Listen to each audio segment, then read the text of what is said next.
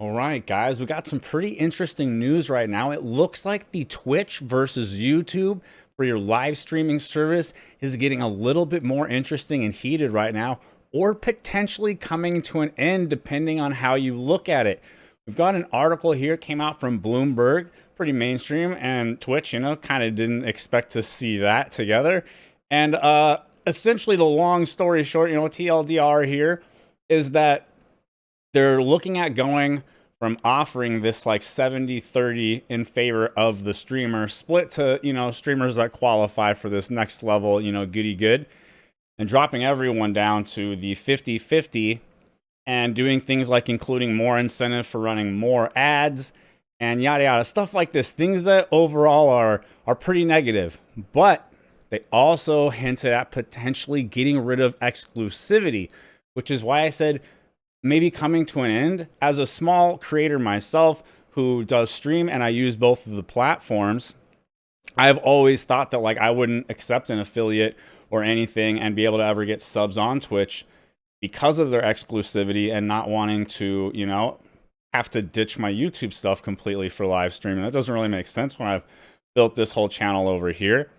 So this, with the exclusivity going away, it really opens up potential for possibly even more revenue, but it's a little more work, right? You'd have to dual stream, but you could monetize both platforms now, and the audiences that like both. I can tell you that I have people that definitely like, prefer the Twitch thing that watch, and there's other people that hate Twitch and would never go on Twitch, and the people on Twitch maybe feel the same way about, watching streams on YouTube.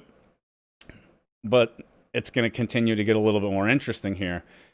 Ginger Prime is actually how I found out about this tweet here from the global head of gaming creators at YouTube. Lots coming at YouTube gaming in the next 2 weeks. I can't help but wonder if this is some of the stuff that Susan hinted at in the interview with Ludwig. Insert. Okay, you go to my homepage, Ludwig.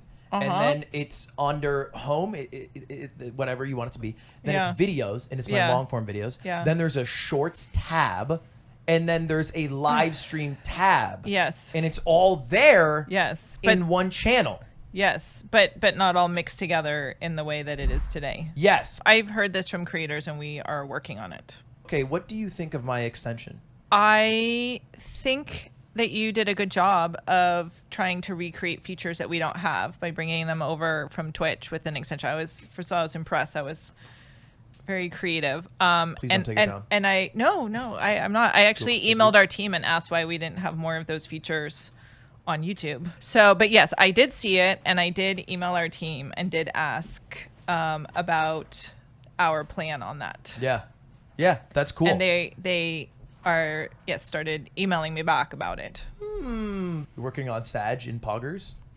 Well, we might have different names for them, but I did ask, like, where are we on that? I also emailed about some of our Content ID system stuff. I do think there are better ways to do it that could solve some of the things that you're concerned about. He goes on and says, also, PSA that YouTube's rev share across fan funding features, i.e. supers and memberships, remains 70-30. That's in favor of the streamer, the creator.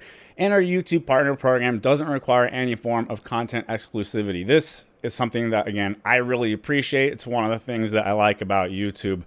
Big time like about YouTube. But what's interesting here is he's like, the head of YouTube gaming, basically. And he didn't even mention some of the best parts, especially for smaller creators. As a smaller creator, your ad revenue, especially for live streams, it's nothing. Not that many people watch your live streams, right? You have like 3,000 subs, but maybe 10 people are going to watch your live stream, right? You're making pennies, and you're potentially losing people that would maybe watch and maybe use some of those other monetization features if they made it past the ads, right? And Twitch forces those ads on you. You always get the pre-roll ads and stuff. This is another thing where YouTube, right, they let you turn ads off completely. Like they get a huge, thumbs up here. You have the control to choose to just turn that monetization feature off completely if you would like to for your live streams, which it's so massive as a small creator. I can see this potentially getting very, very interesting depending on what these, you know, changes are that are coming. If it is some of that stuff that Susan hinted at from Ludwig's podcast, you know, that could be really, really game changer. Some of that stuff is massive. And then really all you're left with is YouTube needing to catch up a little bit on like monetization incentive for the streamer, right? You've got your supers and your memberships, but you compare this to the amount of stuff Twitch has, and even just kind of like the ability to get a free, you know, sub to a channel basically with having the Prime. Maybe YouTube could do something similar. And there's all, you know, a bunch of other stuff also, like the ability to gift memberships, right? If you could gift memberships and stuff, like you can gift subs on Twitch, things like this, they still need to catch up on. But overall, like it's when you compare, like when you think about 4 viewers, if they get this chat stuff and whatnot figured out, like was hinted at, and then they also have these other features, right? Like the no ads and the ability to pause the live stream and, you know, not miss stuff or go back if you miss something. And all this done seamlessly in real time with a live stream. I think the experience is going to start to tilt for the viewer in favor of YouTube.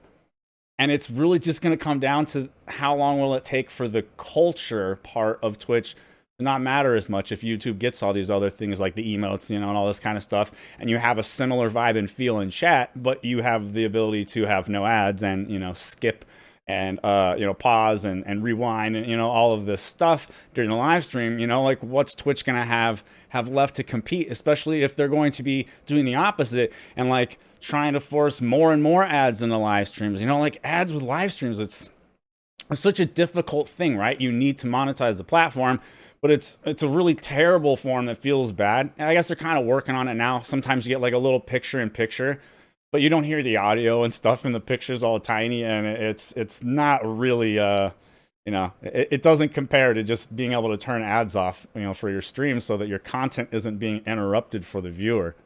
I don't know, just a bunch of rambling thoughts. You know, thanks for the Patreons on the channel. Really appreciate you guys for supporting.